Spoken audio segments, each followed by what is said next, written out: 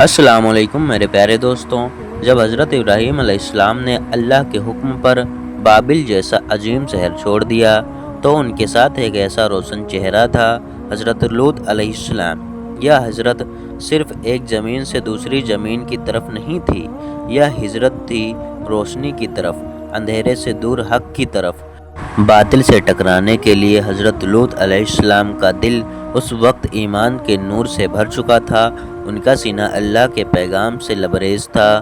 اللہ تعالیٰ نے حضرت لوط علیہ السلام کو ایک عظیم مقصد کے لیے چن لیا، انہیں ایک ایسی قوم کی طرف بھیجا گیا جو حدیں پار کر چکی تھی، جو اخلاقی پستی کی آخری دہلیز پر کھڑی تھی۔ ایک دن حضرت جبرائیل علیہ السلام پیغام لے کر آئے، اے لوط، آؤ ان لوگوں کی طرف آؤ جو انسانیت کو بھول چکے ہیں، ان کے دل پتھر بن چکے ہیں، جنہوں نے فطرت کو پلٹ کر رکھ دیا ہے، انہیں میری راہ دکھاؤ، شاید کوئی لوٹ آئے۔ اب حضرت لوط علیہ السلام کا سفر ایک آزمائش میں بدل چکا تھا، وہ سادوم اور عمورہ کے شہروں کی طرف روانہ ہوئے، وہ شہر جو دولت میں تو امیر تھے مگر اخلاقات میں کنگال۔ جب حضرت لوط علیہ السلام کی شہر کی سرحد پر پہنچے تو ان کا دل کانپ اٹھا، ہر طرف نفس پرستی، ظلم اور بے حیائی کا راج تھا۔ یہ صرف گناہ کا شہر نہیں تھا، یہ ایک مردہ ضمیر کی تصویر تھی، ایک بستی میں مہمان نوازی کا نام و نشان تک نہ تھا۔ کوئی مسافر اگر غلطی سے وہاں آ جاتا تو اسے لوٹ لیا جاتا، پیٹا جاتا، یہاں تک کہ مار دیا جاتا، اور سب سے گھناؤنا جرم ان کا فطرتی رجحان الٹ چکا تھا، مرد مردوں کی طرف مائل تھے، بچے بوڑھے جوان سب بے حیائی کی دلدل میں دھس چکے تھے۔ اللہ نے فرمایا، تم وہ فحش کام کرتے ہو جو تم سے پہلے کسی نے دنیا میں نہیں کیا۔ حضرت لوط علیہ السلام نے ان کے درمیان دن بتائے، راتیں جاگ جاگ کر گزاری، نرم لہجے میں سمجھایا، رو کر بتایا، لیکن کسی کے دل پر چوٹ نہ لگی۔ جب نرمی سے اثر نہ دکھایا تو ایک دن حضرت لوط شہر کے بیچوں بیچ کھڑے ہو کر پکار اٹھے، اے میری قوم، اللہ سے ڈرو، تم وہ راستہ اختیار کر چکے ہو جس پر آج تک کوئی انسان نہیں چلا، اللہ کی طرف لوٹ آؤ ورنہ اس کا عذاب بہت قریب ہے۔ مگر وہ حضرت لوط علیہ السلام کا مذاق اڑانے لگے، کوئی ہنستے ہوئے کہتا، او لوط، تو بڑا نیک اور پاک باز بنتا ہے، پھر اس گناہ کے شہر میں کیوں آیا؟ اور سب سے بڑا فرق ان کے لہجے میں یہ تھا، یہ شہر ہمارا ہے، یہ دولت، یہ شان، یہ طاقت سب کچھ ہم نے اپنی محنت سے کمایا ہے، تیرا اللہ ہمیں کیا دیتا ہے؟ ہمیں تیری خیالی سزاؤں سے کوئی ڈر نہیں۔ مگر حضرت لوط علیہ السلام چپ نہ ہوئے، وہ سالوں تک دن رات اللہ کا پیغام سناتے رہے، لوگوں کو پیار سے بلاتے رہے، کبھی رو کر، دعا کر کے، کبھی چیخ کر، کبھی آہیں بھر کر، مگر جتنی وہ روشنی پھیلاتے یہ لوگ اتنے ہی اندھیرے میں ڈوبتے چلے گئے۔ پھر ایک دن وہ لمحہ آ گیا جب حق کی آواز ان کے کانوں کو چبھنے لگی، جو پہلے ہنستے تھے اب سازشیں کرنے لگے۔ شہر کے کچھ بااثر لوگ رات کی تاریکی میں اکٹھا ہوئے، ان کے چہروں پر بغض، آنکھوں میں نفرت اور باتوں میں جڑ تھا۔ اگلے دن جیسے پورا شہر بپہر گیا، حضرت لوط کے ماننے والوں کو ایک ایک کر کے نشانہ بنایا جانے لگا، کسی کو بازار میں گھسیٹا گیا، کسی کو کوڑوں سے مارا گیا، کسی کا گھر جلا دیا گیا، کسی کی عزت سرے عام روندی گئی، جو سچ بولتا اسے سماج میں کاٹ دیا جاتا۔ حضرت لوط علیہ السلام درد سہتے رہے، سچ کہتے رہے، اور آسمان خاموشی سے یہ سب دیکھا جا رہا تھا۔ حضرت لوط علیہ السلام ایک درد بھرے دل کے ساتھ اپنی قوم کے حالات پر نظر ڈال رہے تھے، ظلم بڑھتا جا رہا تھا، گناہ عام بات بن چکے تھے، اور حق بات کہنے پر سزا دی جا رہی تھی۔ آخر کار انہوں نے کانپتے ہوئے وجود اور آنسو بھری آنکھوں سے آسمان کی طرف ہاتھ اٹھایا، اور اے میرے رب، یہ قوم میری بات نہیں سن رہی ہے، بلکہ مجھ پر اور میرے ماننے والوں پر ظلم کر رہی ہے، اب فیصلہ تیرے ہاتھ میں ہے، ان کا معاملہ تجھ پر چھوڑتا ہوں۔ اللہ تعالیٰ نے اپنے نبی کی فریاد سن لی، ان کی دعا قبول کر لی۔ کچھ دن بعد دور شام کے علاقے میں حضرت ابراہیم علیہ السلام کے دروازے پر کچھ مہمان آئے۔ وہ دیکھنے میں نہایت خوبصورت، باوقار اور نورانی تھے۔ حضرت ابراہیم علیہ السلام مہمان نوازی میں مشہور تھے۔ انہوں نے فوراً ان کے لیے کھانے کا انتظام کیا۔ ایک بھنے ہوئے بچھڑے کا گوشت ان کے سامنے رکھ دیا، مگر عجیب بات یہ تھی کہ وہ مہمان کھانے کو ہاتھ بھی نہیں لگا رہے تھے۔ حضرت ابراہیم علیہ السلام حیران ہوئے اور دل میں کچھ خوف بھی بیٹھ گیا۔ یہ کون لوگ ہیں جو مہمان ہو کر بھی کھانے سے پرہیز کر رہے ہیں؟ تبھی ان میں سے ایک نے ہلکی سی مسکراہٹ سے کہا، اے ابراہیم، ڈریے مت، ہم عام انسان نہیں ہیں، ہم اللہ کے فرشتے ہیں، ہمیں کھانے پینے کی ضرورت نہیں ہوتی۔ حضرت ابراہیم علیہ السلام نے پوچھا، پھر تم یہاں کیوں آئے ہو؟ فرشتوں نے جواب دیا، ہم ایک سرکش قوم پر اللہ کا حکم لے کر آئے ہیں۔ اس قوم کا انجام قریب ہے، وہ قوم جس نے تمام حدیں پار کر دی ہیں۔ جہاں تمہارے بھتیجے لوط علیہ السلام رہتے ہیں، سدوم اور عمورہ کی بستیاں جن پر عذاب نازل کیا جائے گا۔ یہ سن کر حضرت ابراہیم علیہ السلام گھبرا گئے۔ میرا بھتیجا وہ تو نیک بندہ ہے، اس کا کیا ہوگا؟ فرشتوں نے تسلی دی، فکر مت کیجیے، حضرت لوط اور جو لوگ ایمان لائے ہیں وہ بچا لیے جائیں گے۔ عذاب صرف ان پر آئے گا جو نافرمان، بے حیا اور ظالم بن چکے ہیں۔ یہ کہہ کر فرشتے رخصت ہوئے اور نکل پڑے ایک ہولناک مشن پر، ایک سرکش قوم کے گھمنڈ کو مٹی میں ملانے کے لیے۔ پھر وہ فرشتے سدوم کی سرحد کی جانب بڑھے۔ دریا کے کنارے سے گزرتے ہوئے ایک لمحے کے لیے وہ رکے۔ ایک ایسی بستی کی طرف جا رہے تھے جس کا مقدر مٹایا جا چکا تھا۔ وہیں دریا کے کنارے ایک جوان لڑکی پانی بھر رہی تھی۔ وہ لڑکی کوئی اور نہیں، حضرت لوط علیہ السلام کی صاحبزادی تھی۔ جیسے ہر دن آتی تھی، آج بھی مٹکا ہاتھ میں لیے پانی بھرنے آئی تھی، مگر آج کچھ الگ تھا۔ اس کی نظر سامنے کھڑے 3 اجنبی نوجوانوں پر پڑی۔ ان کے لباس بے حد صاف ستھرے، چہرے پر ایسا نور کی جیسے یہ دنیا کے انسان ہی نہ ہوں۔ آنکھوں میں عجیب سی چمک اور ان کے چہروں پر وقار اور سکون صاف نظر آ رہا تھا۔ لڑکی پل بھر کے لیے ٹھٹک گئی۔ ایسے پاکیزگی، ایسا کردار اس نے اپنی بستی میں کبھی نہیں دیکھا تھا۔ کچھ دیر دویدھا میں رہی، پھر ہمت کر کے نرمی سے پوچھ بیٹھی، آپ لوگ کون ہیں؟ میں نے آپ کو پہلے یہاں کبھی نہیں دیکھا۔ تینوں سے مسکرا کر دیا، پھر نرمی سے کہا، ہم مسافر ہیں، لمبا سفر طے کر کے یہاں تک پہنچے ہیں، بہت تھک چکے ہیں، اس شہر میں کچھ دیر قیام کے لیے کوئی جگہ تلاش کر رہے ہیں۔ یہ سنتے ہی حضرت لوط علیہ السلام کی بیٹی کے دل کی دھڑکن تیز ہو گئی۔ وہ جانتی تھی یہ لوگ نہیں جانتے کہ وہ کہاں آ پہنچے ہیں۔ یہ سدوم ہے اور بستی جہاں شرافت، غیرت اور انسانیت دفن ہو چکی ہے۔ وہ جانتی تھی کہ اگر یہ 3 خوبصورت نوجوان شہر میں کھلا عام داخل ہو گئے تو شہر کے گنہگار لوگ ان پر ٹوٹ پڑیں گے۔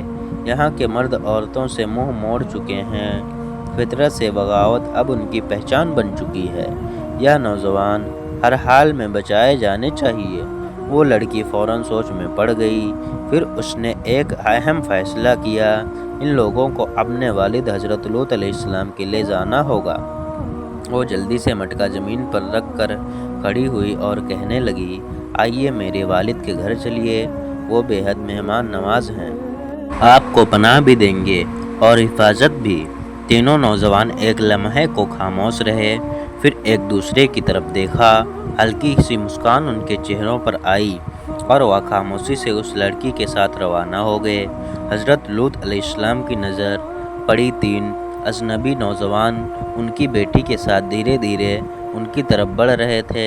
حضرت لوط علیہ السلام ان نوجوانوں کے چہرے کو دیکھ کر کچھ پل کے لیے جیسے اجڑ گئے ہوں۔ اتنا نور، اتنا سکون، اتنا وقار، دل خود کہہ اٹھا، یہ عام لوگ نہیں ہیں۔ انہوں نے گھبرائے ہوئے لہجے میں کہا، آپ لوگ میرے مہمان ہیں، میرے ساتھ چلیے۔ راستے میں حضرت لوط علیہ السلام نے درد بھرے لہجے میں کہا، آپ لوگ اس شہر کو نہیں جانتے، یہاں لوگ بے حد بد کردار ہیں اور ظالم ہیں۔ ایسے گناہوں میں ڈوبے ہیں جو آج تک کسی قوم میں نہیں کیے گئے، مگر وہ مہمان خاموش تھے، جیسے سب کچھ جانتے ہوں مگر چہروں سے کچھ ظاہر نہیں کرتے۔ حضرت لوط علیہ السلام کا دل فکر سے بزل ہو چکا تھا، یا اللہ، میں ان نیک مہمانوں کو کیسے بچاؤں گا؟ آخر کار وہ اپنے گھر پہنچے، دروازہ بند کیا، ایک پل کے لیے سکون کی سانس لی۔ گھر کے ایک کونے میں ان کی بیوی کھڑی سب کچھ دیکھ رہی تھی۔ وہ خاموش تھی، مگر اس کی آنکھوں میں وفاداری کا نور نہیں بلکہ کچھ اور ہی چمک تھی۔ حضرت لوط علیہ السلام نے سختی سے اپنے گھر والوں کو ہدایت دی، دھیان رکھنا، اس مہمان کی بات کسی کو مت بتانا، خاص کر اس شہر کے لوگوں کو نہیں۔ مگر ان کی بیوی دل سے ان کی وفادار نہیں تھی، وہ دل سے اسی نافرمان قوم کی طرف مائل تھی۔ چپکے سے وہ اندھیرے میں نکل پڑی، گلی کونچوں سے گزرتی ہوئی شہر کے سرداروں اور گناہ کے اڈوں تک جا پہنچی۔ وہاں بیٹھے بد فطرت، بد نیت اور بے مروت لوگوں نے اسے دیکھ کر پوچھا، تو یہاں کیوں آئی ہے؟ وہ دھیمے لہجے میں مگر آنکھوں میں چمک لی بولی، میرے شوہر کے گھر 3 مہمان آئے ہیں، ان کا حسن ایسا ہے کہ سدوم کی ہر چیز ان کے سامنے پھیکی پڑ گئی ہے۔ یہ سننا تھا جیسے ہی پوری بستی میں آگ لگ گئی۔ فحاشی میں ڈوبے ہوئے مردوں کے دلوں میں بے چینی بھڑک اٹھی، ان کی خباثت نے سر اٹھایا۔ کچھ ہی دیر میں سدوم کے بد کردار نوجوانوں کا ہجوم حضرت لوط علیہ السلام کے دروازے پر پہنچ گیا۔ دروازہ زور زور سے پیٹا جانے لگا اور ناپاک آوازیں گونجنے لگیں، اے لوط، تو ہم جیسا نہیں، پھر ان حسین نوجوانوں سے تیرا کیا رشتہ؟ انہیں ہمارے حوالے کر دے، ہم اپنی خواہش پوری کریں گے۔ ایسے شرمناک اور ناپاک الفاظ سن کر حضرت لوط علیہ السلام کا دل دہل گیا، ان کی آنکھوں میں آنسو بھر آئے۔ وہ دروازے پر آئے اور درد بھری آواز میں پکارا، کیا تم میں ایک بھی شریف آدمی نہیں بچا؟ کیا تم اتنے اندھے ہو گئے ہو؟ یہ میرے مہمان ہیں، میرے گھر کے عشاء پر آئے ہیں، میں انہیں تمہاری ہوس کا شکار نہیں بننے دوں گا۔ پھر کہا، اگر تمہیں نکاح کرنا ہے تو میری بیٹیاں تمہارے لیے موجود ہیں، ان سے نکاح کر لو، یہ اللہ کا جائز راستہ ہے، لیکن ان مہمانوں کو چھوڑ دو۔ مگر اس قوم کے دلوں پر پردے پڑ چکے تھے، نہ کچھ سننا چاہتے تھے نہ کچھ ماننا۔ انہوں نے حضرت لوط علیہ السلام کو جواب دیا، اے لوط، ہمیں تمہاری بیٹیوں میں کوئی دلچسپی نہیں، تم اچھی طرح جانتے ہو کہ ہمیں عورتوں سے کوئی رغبت نہیں ہے، ہمیں تو وہی خوبصورت نوجوان چاہیے، ہم ان کے بنا واپس نہیں جائیں گے۔ ایسے بے حیا اور شرمناک جواب سن کر حضرت لوط علیہ السلام بہت مایوس ہوئے، انہوں نے دروازہ بند کر لیا، دل بوجھل، آنکھیں نم تھی۔ تبھی ان میں سے ایک مہمان نے نرمی سے ان کے کندھے پر ہاتھ رکھا اور تسلی دیتے ہوئے کہا، اے اللہ کے رسول، گھبرائیں مت، اب آپ کی حفاظت ہمارے ذمے ہے۔ اسی لمحے ان مہمانوں نے اپنی اصل پہچان ظاہر کر دیتے ہوئے کہا، ہم جبرائیل، میکائیل اور اسرافیل ہیں، ہم اللہ تعالیٰ کے بھیجے گئے عظیم فرشتے ہیں اور ہم اس گنہگار بستی کو تباہ کرنے کے لیے بھیجے گئے ہیں۔ پھر جبرائیل علیہ السلام آگے بڑھے اور اپنے ایک پیر کے زوردار وار سے ان بد کردار لوگوں پر عذاب کی پہلی مار کی۔ ایک ہی پل میں پوری قوم کی آنکھوں کی روشنی چھین گئی، وہ سب کے سب اندھے ہو گئے۔ اس کے بعد فرشتوں نے حضرت لوط علیہ السلام سے کہا، اب تم اپنے ایماندار ساتھیوں کو لے کر فوراً ان بستی سے نکل جاؤ، رات ختم ہونے سے پہلے دور ہو جانا، کیونکہ صبح کا سورج اس بستی پر قیامت بن کر طلوع ہوگا۔ پھر فرشتوں نے صاف کہا، اپنے گھر کے سبھی افراد کو ساتھ لے جانا، مگر اپنی بیوی کو پیچھے چھوڑ دینا، کیونکہ وہ اس نافرمان قوم کی حامی ہے۔ حضرت لوط علیہ السلام نے فوراً اللہ کا حکم مان لیا اور رات کے اندھیرے میں اپنی بیوی، بچوں اور ایماندار ساتھیوں کو لے کر شہر سے روانہ ہو گئے۔ بیوی جو دل سے قوم سدوم کے ساتھ تھی، وہ بھی مجبوری میں ساتھ ہو لی، مگر اس کا دل اب بھی گناہ کی طرف جھکا ہوا تھا۔ فرشتوں نے سخت ہدایت دی، چاہے وہ کچھ بھی ہو جائے، کوئی بھی پیچھے مڑ کر مت دیکھنا، کیونکہ جو دیکھے گا وہ بھی عذاب میں شامل کر دیا جائے گا۔ ادھر سدوم اور آمورا کے لوگ جن کی آنکھوں کی روشنی جا چکی تھی اپنے گھروں کی طرف لوٹ رہے تھے، گھبرائے ہوئے مگر بے خبر۔ انہیں اندازہ تک نہ تھا کہ ان کی مہلت ختم ہو چکی ہے۔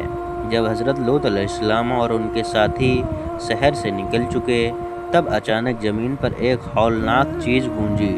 یہ تھی اللہ کے عذاب کی صدا۔ وہ چیخ اتنی زوردار، دل چیر دینے والی اور آسمان سے اتری ہوئی تھی کہ زمین کانپ اٹھی۔ گنہگار قوم کے جسم میں ایک عجیب درد دوڑ گیا، جیسے رنگیں پھٹنے لگی ہوں۔ پھر آسمان پر کالے بادل چھا گئے، روشنی ختم ہو گئی، اندھیرا ہر طرف پھیل گیا۔ اسی وقت حضرت جبرائیل علیہ السلام اپنے شاندار نورانی پل پھیلائے نازل ہوئے۔ ان کے ایک پر کی روشنی سے رات کا اندھیرا بھی پھیکا پڑ گیا۔ انہوں نے صرف اپنے ایک پر کے کنارے سے پوری بستی کو زمین سے اٹھا لیا۔ ہاں، پوری بستی، لوگ، جانور، گھر، محل، بازار، سب کچھ آسمان کی بلندی تک لے جایا گیا۔ وہ رات جب سدوم کے لوگ ستارے دیکھنے کے عادی تھے، اب وہ خود آسمان کی طرف لٹک رہے تھے۔ نیچے کچھ نظر نہیں آ رہا تھا، صرف ایک گہری کھائی۔ وہ چیخ رہے تھے، رو رہے تھے، رحم کی بھیک مانگ رہے تھے، مگر اس رات رحم کے دروازے بند ہو چکے تھے۔ پھر حضرت جبرائیل علیہ السلام نے پوری بستی کو الٹ کر زمین پر دے مارا، ایسا زوردار جھٹکا کہ سب کچھ خاک میں مل گیا۔ محلات، بازار، مسجدیں سب مٹی کا ڈھیر بن گئے۔ پھر عذاب کا دوسرا مرحلہ شروع ہوا۔ آسمان سے پتھروں اور آگ کی بارش ہونے لگی۔ یہ عام پتھر نہیں تھے، ہر پتھر پر نام لکھا تھا۔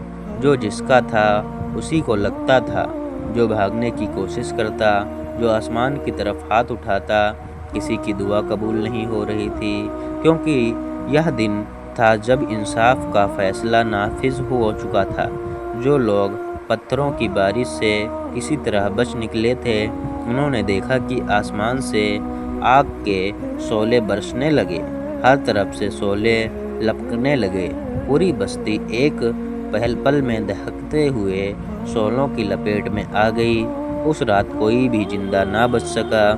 دوسری اور جب حضرت لوط علیہ السلام کا خاندان اور ان کے مومن ساتھی پہاڑوں کی پرختر وادیوں سے گزرتے ہوئے آگے بڑھ رہے تھے، تب پیچھے سے ایک ایسی ہولناک آواز سنائی دی جیسے زمین خود چیخ اٹھی ہو، جیسے دھرتی دو ٹکڑے میں بٹنے والی ہو۔ ساتھ ہی زوردار زلزلہ شروع ہو گیا، پوری زمین لرزنے لگی، جیسے کوئی عظیم ہستی اپنے قوی ہاتھوں سے زمین کو جھنجھوڑ رہی ہو۔ کہیں دور سے فریادیں سنائی دینے لگیں، ہمیں بچاؤ، ہمیں بچاؤ۔ مگر حضرت لوط علیہ السلام جانتے تھے یہ وہی لوگ ہیں جنہوں نے اللہ کے احکامات کا انکار کیا، جنہوں نے گناہ کو اپنا طریق بنا لیا، اور اب یہ عذاب ان کے اعمال کی سزا ہے، جس سے بچ پانا ناممکن ہے۔ لیکن اسی لمحے ایک عورت کے دل میں سخت تعجب اور کمزوری نے جگہ بنا لی۔ وہ تھی حضرت لوط علیہ السلام کی بیوی۔ ظاہری طور پر وہ بھاگ رہی تھی، مگر ان کا دل پیچھے رہ گیا تھا۔ اس کے اندر ایک کشمکش چل رہی تھی، کیا واقعی سب کچھ ختم ہو رہا ہے؟ کیا یہ سب سچ ہے؟ کیا میری بستی، میرے لوگ، میری زندگی مٹ رہی ہے؟ اور پھر اس بد نصیب لمحے میں اس نے اللہ کے واضح حکم کی نافرمانی کر دی۔ وہ رک گئی اور پیچھے مڑ کر دیکھ لیا۔ اسی پل ایک غیر مرئی زبردست طاقت نے اس پر حملہ کر دیا۔ اس نے محسوس کیا کہ اس کا پورا جسم سن ہوتا جا رہا ہے۔ وہ چیخنا چاہتی ہے مگر آواز گلے میں ہی دب گئی۔ ہاتھ پاؤں پتھر جیسے بھاری ہو گئے، جلد سخت پڑنے لگی، سانسیں جکڑ گئیں، اور ایک پل میں وہ ایک بے جان پتھر کی مورت میں تبدیل ہو گئی۔ اسی پہاڑی راستے کے کنارے جہاں وہ کھڑی تھی، وہیں ہمیشہ کے لیے جم گئی۔ نہ وہ چل سکے گی، نہ کچھ کہہ سکے گی، نہ کبھی معافی مانگ سکے گی۔ حضرت لوط علیہ السلام سمجھ گئے کہ ان کی جوزہ نے پیچھے مڑ کر دیکھ لیا ہے، اور وہ اللہ کے حکم کی نافرمانی ٹھہری۔ انہوں نے اپنی آنکھیں بند کی اور دل کی گہرائیوں سے یہ دعا مانگی، اے اللہ، ہمیں بچا لے، اس آفت سے ہماری حفاظت فرما۔ اس رات اللہ تعالیٰ کا غضب पूरी कौम सदूम और पर नाजिल हो चुका था। एक कुरैश गुनाह में डूबी बस्ती मिट्टी, आग और अजाब में दफन हो चुकी थी। उसी रात गुनाह की एक पूरी कौम की कहानी हमेशा के लिए ख़त्म हो गई। प्यारे दोस्तों, अगर आपको हमारी वीडियो पसंद आई हो तो हमारी वीडियो को लाइक, कमेंट, शेयर, सब्सक्राइब ज़रूर करें और अपने दोस्तों तक शेयर ज़रूर कर दें ताकि उनको भी हिदायत मिल सके। मिलते हैं अगले दिन, माशाअल्लाह। चलिए दोस्तों, आज की इनका सफ़र यहीं पे समाप्त होता है। अगर आप लोगों को वीडियो अच्छी लगी हो तो लाइक, कमेंट, शेयर और सब्सक्राइब करना ना भूलें और बेल आइकन को प्रेस कर दें ताकि आप लोगों को ऐसी अच्छी वीडियो मिलती रहें। सो मिलते हैं अगले दिन।